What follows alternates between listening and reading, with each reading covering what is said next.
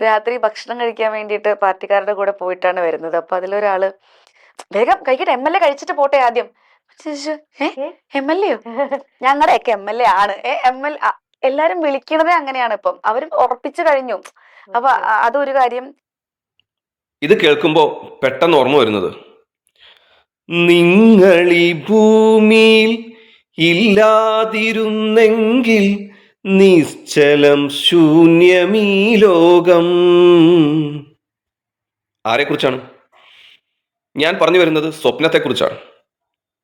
20 ദിവസത്തെ തുടർച്ചയായുള്ള തിരഞ്ഞെടുപ്പ് പ്രചാരണത്തിന് ശേഷം BJP സ്ഥാനാർത്ഥി അഞ്ജലി നായർ ഒരു സ്വപ്ന ലോകത്താണ്. ഇവരൊന്നും ഇല്ലായിരുന്നെങ്കിൽ കേരളത്തിലെ തെരഞ്ഞെടുപ്പ് പ്രചരണ രംഗം നിശ്ചലവും ശൂന്യവുമായി പോയേനെ. ഏതായാലും ഇനി നമുക്ക് തോൽക്കാൻ പോകുന്ന സ്ഥാനാർത്ഥിയെ തോറ്റ MLA എന്ന് വിളിക്കാൻ തോൽക്കുന്നതുവരെ കാത്തിരിക്കാം. അതാണല്ലോ ഒരു സാമാന്യ മര്യാദ.